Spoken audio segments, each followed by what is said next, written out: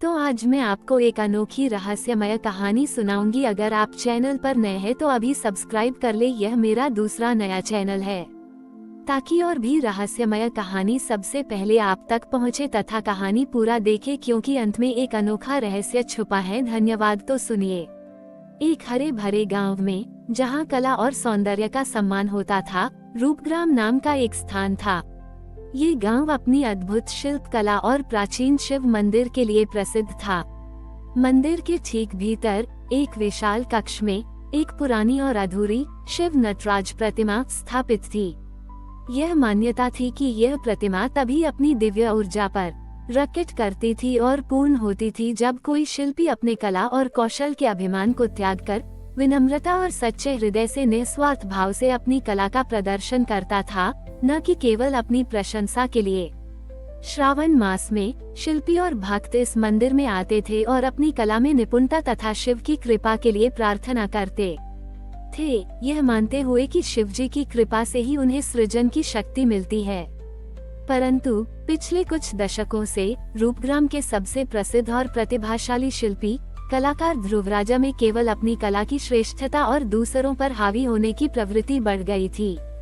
वह कला को केवल एक उपकरण मानता था जिससे वह अपनी व्यक्तिगत पर प्रसिद्धि बढ़ा सके और समाज में अपनी रचनात्मकता का बखान कर सके। वह केवल कितनी अद्भुत मूर्तियां बनाई हैं और कितनी प्रदर्शनियों में सम्मान पाया है इसका बखान करता था, जिससे उसकी कला में सच्ची भक्ति और आध्यात्मिक गहराई कम हो गई थी।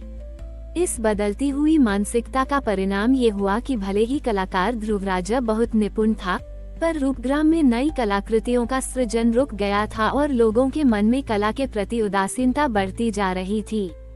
अधूरी शिव नटराज प्रतिमा, जो कभी अपनी दिव्य ऊर्जा और सृजन के लिए जानी जाती थी, अब पूरी तरह से निस्तेज और निष्क्रिय लगने लगी थी। उसमें से कोई भी अलौकिक स्पंदन नहीं आता था।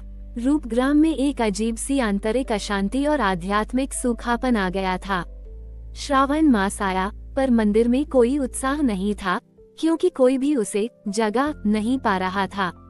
कुछ पुराने और सच्चे कलाकार चिंतित थे, क्योंकि उन्हें पता था कि प्रतिमा का निष्क्रिय होना ध्रुवराजा के अभिमान और शिवजी की नाराजगी का संकेत है। श्रावण के पहले सोमवार की सुबह थी। अधूरी शिव नटराज प्रतिमा के पास एक वृद्ध और साधारण पुजारी बैठे थे, जिन्होंने वर्षों से कलाकार ध्रुवराजा के व्यवहार को देखा था। उन्होंने ध्रुवराजा को अपने पास बुलाया। ध्रुवराजा को उस साधारण पुजारी पर विश्वास नहीं था, क्योंकि उसे लगता था कि वे क्या ही ज्ञान देंगे, पर उस वृद्ध पुजारी की आंखों में उसे एक ऐसी अगाध सत्यता दिखी जिसने उसे रुकने पर मजबूर किया। पुजारी ने शांत स्वर में कहा, ध्रुवराजा, यह अधूरी शिव नटराज प्रतिमा केवल पत्थर नहीं है, ये शिव के परम सृजन और नृत्य का प्रतीक है, जिसे केवल कौशल से नहीं पूर्ण किया जा सकता। यह इसलिए निष्क्रिय है क्योंकि तुम्हारे भीतर कला का अभिमान और निस्वार्थ भक्ति के प्रति अविश्वास बढ़ गया है। शिवजी को केवल भव्य कलाकृतियों से नहीं, बल्कि हृदय की शुद्ध श्रद्धा और दूसरों को आनंद देने से प्रसन्न किया जाता है। शिव नटराज प्रतिमा तभी फिर से अपनी दिव्य ऊर्जा प्रकट करेगी और पूर्ण होगी जब तुम अपने भीतर अहंकार और संशयवाद के मैल को हटाकर कला की विनम्रता अपनाओगे।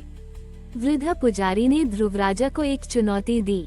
इस श्रावण में तुम्हें इस अधूरी शिव नटराज प्रतिमा को फिर से उसकी दिव्य ऊर्जा प्रकट करानी होगी और उसे पूर्ण करना होगा। तुम्हें इसके लिए अपने औजारों या अपने कौशल का उपयोग नहीं करना है, बल्कि अपने भीतर के सबसे बड़े अवरोध का त्याग करना होगा।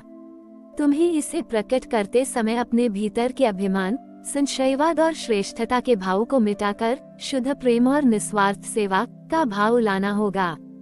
तुम्हें अपने हाथों से केवल विनम्रता और समर्पण के भाव से प्रतिदिन इस अधूरी प्रतिमा को साफ रश करना होगा और अपने गांव के उन सबसे निराश और उदास लोगों की सेवा करनी होगी जिनकी कोई मदद नहीं करता।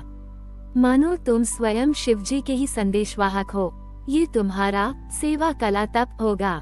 याद रखना, जब तक तुम्हारे भीतर का अंधेरा नहीं हटेगा, तुम्हें शिवजी का वास्तविक प्रकाश और प्रतिमा की पूर्णता नहीं मिलेगी। ध्रुवराजा ने चुनौती सुनी। उसे यह काम असंभव लगा। वो कैसे अपने अटेलियर्स और प्रदर्शनियों को छोड़कर साधारण लोगों की सेवा कर सकता था, जब उसने जीवन भर केवल अपनी प्रसिद्धि बढ़ाने पर ध्यान दिया था।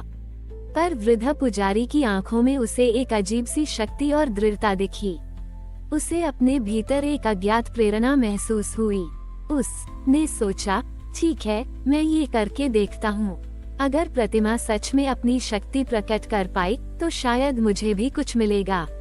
उसने चुनौती स्वीकार कर ली, पर अभी भी उसके मन में संदेह और अपने अभिमानी स्वभाव की एक छोटी सी छाया थी।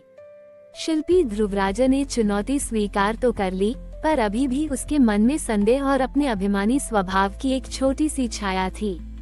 श्रावण के पहले सोमवार की शाम से उसने प्रतिदिन अधूरी शिव नटराज प्रतिमा के पास जाना शुरू कर दिया।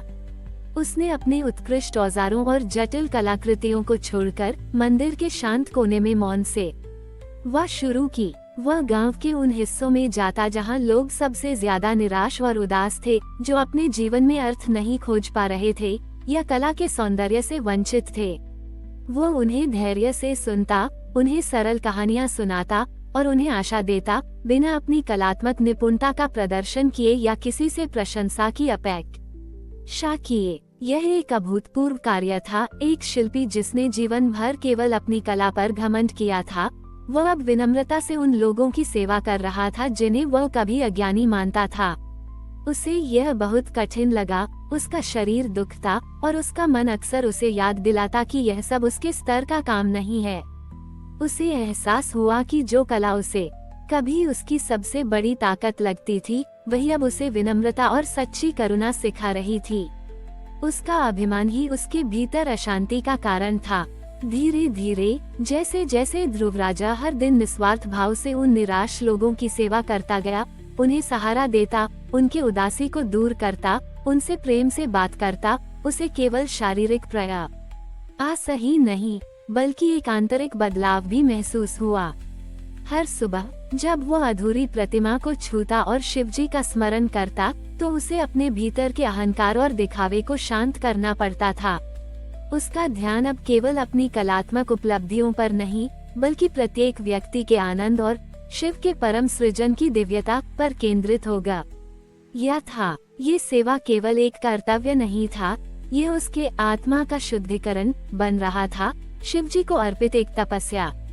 वह अब किसी को कुछ साबित करने के लिए ये सब नहीं कर रहा था, बल्कि अपने भीतर की शांति और उस पुराने विश्वास के भाव को वापस लाने के लिए कर रहा था, जिसे उसने कभी नकार दिया था। श्रावण का दूसरा सोमवार आया। अधूरी शिव नटराज प्रतिमा अभी भी पूरी तरह से अपनी दिव्य ऊर्जा प्रकट नहीं कर रही थी और रूपग्राम में निराशा गहरी थी। ध्रुवराजा लगभग थककर चूर हो चुका था। उसके शरीर में ऊर्जा कम थी, पर उसके मन में एक अद्भुत शांति थी जो उसने पहले कभी अनुभव नहीं की थी। दूसरे सोमवार की सुबह जब वह अधूरी प्रतिमा पर काम कर रहा था, तो उसने देखा कि मंदिर के बाहर एक बूढ़ा व्यक्ति बैठा था, जो अपनी आंखों की रोशनी खो चुका था और अपनी खोई हुई कला के प्रति उदास था। वो कभी एक प्रसिद्ध चित्रकार था, पर अब रंगों को देख नहीं पाता था। उस निरीह व्यक्ति की हालत को देखते ही ध्रुवराजा के भीतर एक असीम करुणा का संचार हुआ। उसे लगा जैसे शिवजी स्वयं इस छोटे से प्राणी के रूप में उसे संदेश दे रहे हैं कि सच्ची कला केवल आंखों से नहीं दिखती, बल्कि एक निस्वार्थ प्रयास और सभी को आशा देने में है। उसने अपनी अंतिम शक्ति से उस बूढ़े व्यक्ति को धैर्य से सुना, उसे अपनी कला की कहानियां सुनाई और उसे प्रेरित किया कि सच्ची कला हृदय में होती है, आंखों में नहीं। इस बार किसी दिखावे के लिए नहीं, बल्कि केवल निस्वार्थ प्रेम और समर्पण के भाव से। और तभी एक अद्भुत चमत्कार हुआ। अधूरी उपेक्षित शिव नटराज प्रतिमा, जो दशकों से निष्क्रिय और नीरस थी, अचानक एक तीव्र चमकीले प्रकाश से जगमगा उठी और अपने आप पूर्ण होने लगी। उसकी आभा इतनी विशाल और तेजस्वी थी कि उसने पूरे मंदिर को ही नहीं, बल्कि पूरे रूपग्राम गांव को प्रकाशित कर दिया। प्रतिमा के भीतर से एक दिव्य संगीत की ध्वनि गूंजने लगी, मानो शिवजी स्वयं अपना आनंद नृत्य कर रहे हों। गांव में फैला अहंकार और निराशा का माहौल तुरंत एक गहन शांति और आनंद में बदल गया। सबसे हैरान न करने वाली बात ये हुई कि सभी नागरिकों के मन से कला के प्रति उदासीनता का अंधकार छंट गया और उन्हें अपने भीतर ही एक नई आध्यात्मिक ऊर्जा और शांति महसूस हुई। रूपग्राम में फैली अशांति तुरंत विश्वास, प्रेम और सामूहिक सद्भाव में बदल गई। गांव के लोग और शिल्पी, जो उस अद्भुत प्रकाश और शिव नटराज प्रतिमा की नई भव्यता से आकर्षित होकर मंदिर की ओर दौड़े, वे अधूरी प्रतिमा को पूरी तरह से पूर्ण और तेजस्वी देखकर हक्के बक्के रह गए। उन्होंने ध्रुवराजा को विनम्रता से प्रतिमा के सामने खड़े देखा। उसके चेहरे पर एक ऐसी दिव्य शांति और करुणा थी जो पहले कभी नहीं थी। उन्हें एहसास हुआ कि यह केवल एक चमत्कार नहीं था, बल्कि ध्रुवराजा के भीतर के कला, अभिमान, त्याग और अटूट निस्वार्थ सेवा का प्रतिबिंब था, जिसने गांव को सत्य के उजाले से भर दिया था। रूपग्राम वास्तव में सच्ची कला, विनम्रता और आध्यात्मिक अंतर्दृष्टि का स्थान बन गया था। ध्रुवराज, जो कभी अहंकारी और अपनी कला में लीन रहने वाला माना जाता था, अब रूपग्राम के लिए एक प्रेरणा और सच्चा गुरु बन गया। उसने शिल्पियों और लोगों को सिखाया कि सच्ची कला केवल कौशल में नहीं, बल्कि अपने भीतर की विनम्रता, निस्वार्थ प्रेम और सभी को आनंद देने में मिलती है। अधूरी शिव नटराज प्रतिमा अब केवल एक मूर्ति नहीं थी, बल्कि एक निरंतर याद दिलाता था कि सच्ची भक्ति और आत्मा का समर्पण ही सबसे बड़ा प्रकाश है और वही हमें शिवजी के वास्तविक स्वरूप से जोड़ता है। हमारी और भी आध्यात्मिक एवं अनोखी कहानियाँ देखने के लिए हमारे चैनल पर जाएं तथा धार्मिक एवं पौराणिक अनोखी कहानियाँ हमारे चैनल पर है। कृपया जाके देखें तथा हमारे चैनल को सब्सक्राइब करके रखें और वीडियो लाइक जरूर करें। धन्यवाद।